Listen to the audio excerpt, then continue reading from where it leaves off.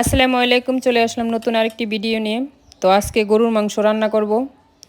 তো আমার মেয়ের খুবই পছন্দের একটি খাবার। তো সাথে থেকে পুরো ভিডিওটি দেখতে থাকুন।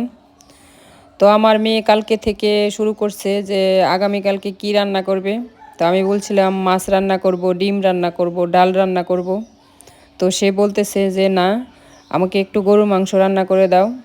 তো আমার মেয়ে খুবই গরুর মাংস পছন্দ করে। তো প্রতিদিন দিলে প্রতিদিনই খেতে পারবে।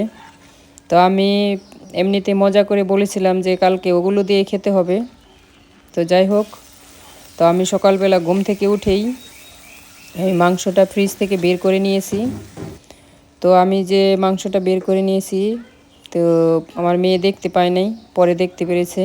তো দেখে খুবই খুশি হয়েছে। এবার আমি মাংস রান্নাটা বসিয়ে দিলাম। তো এটা আমি সরিষার তেল দিয়ে রান্না করতেছি। আমরা সব ধরনের রান্না সরিষার তেল দিয়েই করি। তো এবার আমি সব ধরনের মশলা দিয়ে দিচ্ছি। মাংস রান্না করতে যা যা মশলা লাগে: হলুদ, মরিচ এবং ধনিয়ার গুঁড়া, জিরার গুঁড়া, স্বাদ মতো লবণ আমি আগে এই পেঁয়াজের ভিতরে দিয়েছিলাম। তো এটা আমি একটু ঝাল ঝাল করে রান্না করব, এই জন্য মরিচের গুঁড়াটা একটু বেশি করে দিয়ে দিলাম। তো তারপরে দিয়ে দিচ্ছি ধনিয়ার গুঁড়া, তারপরে কিছু গোলমরিচের গুঁড়াও দিয়ে দিয়েছি। তো মাংসটা দেখতে কিন্তু অনেক সুন্দর লাগতেছে। এটা হলো সিনার মাংস। সিনার মাংসর হাড় সহ খাওয়া যায়, এটা তো আপনারা সবাই জানেন। তো মাংস রান্নাটা কিন্তু অনেক মজার হয়েছিল। তো যাই হোক, এবার আমি মশলা দিয়ে নেড়ে চেড়ে সব মিক্স করে নিচ্ছি।